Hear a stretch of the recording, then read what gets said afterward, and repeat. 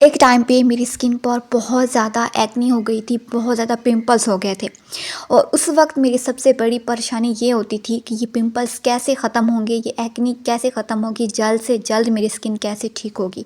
तो उसके लिए मैंने क्या किया, मैंने यूट्यूब पर ऐसी वीडियोस देखना शुरू कर दी, ऐसी रेमेडीज़ ट्राई करना शुरू कर दी कि जिससे एक्ने 3 दिन में, 1 दिन में जल्द से जल्द ख़त्म हो जाए। लेकिन उसके बाद जो मेरी स्किन के साथ हुआ वो मेरे लिए एक बहुत बड़ा सबक बन गया, क्योंकि एक्ने तो वक्त के साथ चली जाती है, मगर मेरे तजर्बों की वजह से मेरी स्किन पर डार्क स्पॉट्स, मार्क्स, पिगमेंटेशन ये सब कुछ रह गया था और जिन्हें ख़त्म करना मेरे लिए एक चैलेंज बन गया था। तब जाके मुझे समझ आया कि अगर एक्ने को थोड़ा सा टाइम दें तो वो खुद ब खुद ठीक हो सकती है, लेकिन उसको ठीक करने के चक्कर में हम अपनी स्किन का जो बेड़ा गर्क कर देते हैं ना, उसको फिर ठीक करना बड़ा मुश्किल हो जाता है। इसलिए मैं पहले ही आप लोगों के साथ कुछ ऐसी टिप्स शेयर करना चाहती हूँ या ऐसी गलतियाँ जो मैंने की थी और मैं चाहती हूँ कि आप लोग ना करें, ताकि आपकी स्किन जो है वो ख़राब ना हो। क्योंकि एक्ने का मसला हर किसी के साथ होता रहता है, ऑलमोस्ट सबके साथ।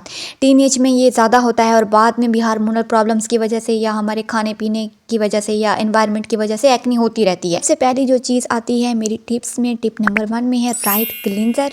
जी हाँ, फेस वाश का सही इस्तेमाल, सही फेस वाश का इस्तेमाल, या जो भी, मतलब ये बात आप लोगों को थोड़ी सी अजीब लगेगी, मगर मैंने सबसे पहले ये चीज़ सीखी है कि अगर फेस वाश आपका अच्छा होगा ना तो एक्ने का 50% तो वहीं पे मतलब इलाज हो गया। इसके लिए आप कोई भी मेडिकेटेड सोप इस्तेमाल कर सकते हैं, जो मैंने किए थे। इस टाइम मुझे याद नहीं आ रहे, लेकिन अगर याद आ गया तो मैं उन सब के नाम और उनकी प्राइस वगैरह यहाँ पे स्क्रीन पे लगा दूंगी। मेडिकेटेड सोप ही क्यों, तो इसके बारे में मैं थोड़ा आगे चल के आप लोगों को बताऊंगी। लेकिन अगर आप किसी मेडिकेटेड सोप का इस्तेमाल नहीं करना चाहते तो फिर आपने ऐसा फेस वाश इस्तेमाल करना है जिसमें सैलिसिलिक एसिड हो या टी ट्री हो, क्योंकि ये इंग्रेडिएंट्स एक्ने को कंट्रोल करने में काफ़ी मदद देते हैं। पहली गलती जो यहाँ पे आप लोगों ने नहीं करनी वो है बार बार चेहरा धोना।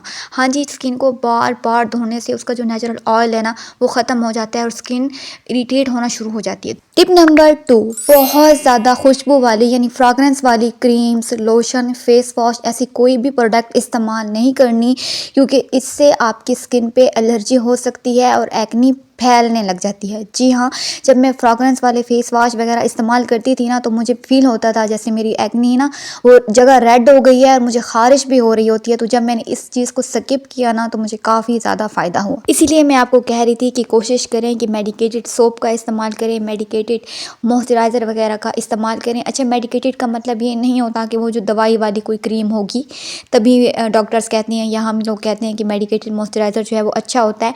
आमतौर पर ये जो मेडिकेटेड मॉइस्चराइज़र होते हैं ये ऑयल फ्री होते हैं, नॉन कमेंडोजेनिक होती हैं, एक्ने प्रोन स्किन के लिए सेफ़ होती हैं, स्किन का जो बैरियर है ना उसको रिपेयर करने में मदद करती हैं, फ्रेगरेंस फ्री होती हैं, इसलिए एलर्जी इरिटेशन होने के चांसेस कम से कम होते हैं। मतलब ये एक्ने या पिंपल्स का कोई इलाज तो नहीं करते, उनको ट्रीट तो नहीं करते, लेकिन इनसे कोई और साइड इफ़ेक्ट नहीं होता जो बाकी फ्रेगरेंस वाले या दूसरे मॉइस्चराइज़र वगैरह से हो सकता है। उनसे आपके पोर्स मज़ीद ब्लॉक हो सकते हैं और आपकी जो एक्ने है वो मज़ीद फैल सकती है, एलर्जी हो सकती है, इरिटेशन हो सकती है, कुछ भी हो सकती है।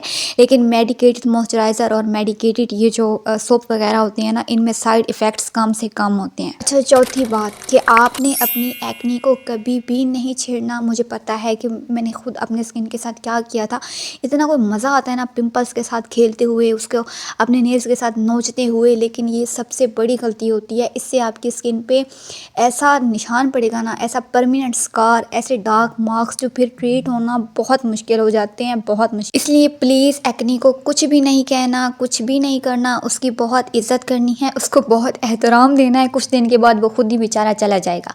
लेकिन अगर आपने उसको छेड़ा ना पिन की मदद से या नेल की मदद से तो वो फिर आपको अपना यादगार के तौर पे ना कोई गिफ्ट दे के जाएगा जो इंतहाई डार्क कलर का होगा और फिर वो कभी आपकी स्किन से आसानी से नहीं जाएगा। अच्छा, अगर आपकी स्किन पे पस वाले पिंपल होते हैं ना इस तरह के, तो आपने इस तरह के एक्ने पैच मिलते हैं दराज से, इनका जो लिंक है वो मैं डिस्क्रिप्शन में लगा दूंगी। अगर बहुत ज़्यादा होते हैं ना तो ये जो पैच होता है ना इसका एक रिमूव करके ऐसे पिंपल पे लगा दें और सुबह तक वो उसके अंदर जो भी मवाद होता है, जो पीप वगैरह होती है ना, उसको बड़ी आसानी से निकाल लेता है और इससे कोई साइड इफ़ेक्ट नहीं होता। मैंने खुद इसको यूज़ किया हुआ है। नेल्स और पिन की मदद से जो निशान पड़ जाते हैं ना वो बहुत बुरे लगते हैं और बहुत मुश्किल से जाते हैं। इसलिए मैं आपको कह रही हूँ कि अपनी एक्ने को बिल्कुल ना छेड़ें। हाँ, अगर आपकी स्किन पे बहुत ज़्यादा एक्ने होती है ना, लाइक जैसे मेरी कभी होती थी, तो भी आपने परेशान नहीं होना, आहिस्ता आहिस्ता करके एक एक करके ना वो फिर आहिस्ता आहिस्ता ड्राई होने लग जाती है।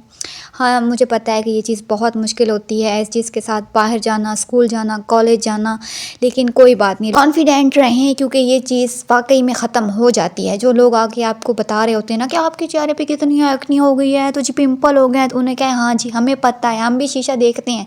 उनकी बातों को सीरियस नहीं लेना कि जैसे मैं करती थी कि कोई मुझे कह देता था ना कि तुम्हारे फेस पे पिंपल हो रहे हैं, एक्नी हो रही है, तो उस टाइम से पहले तक मुझे शायद इतना ख़ास कोई ध्यान नहीं होता था, लेकिन उसके बाद मुझे बहुत ज़्यादा टेंशन बन जाती थी। मैं बार बार आके मिरर देखती थी और सोचती थी कि ये कैसे ठीक होगी, मतलब कैसे ठीक होगी। तो उसके लिए मैंने बहुत कुछ किया है, अपनी स्किन का बेड़ा गर्क कर लिया था। इसीलिए मैं आपको कह रही हूँ कि एक्नी होती है, चली जाती है, इस चीज़ पे ध्यान नहीं देना। जो टिप्स मैं आपको बता रही हूँ ना, इसको आप फॉलो करेंगे तो इंशाल्लाह बहुत जल्दी आपकी ना एक्नी से जान छूट जाएगी।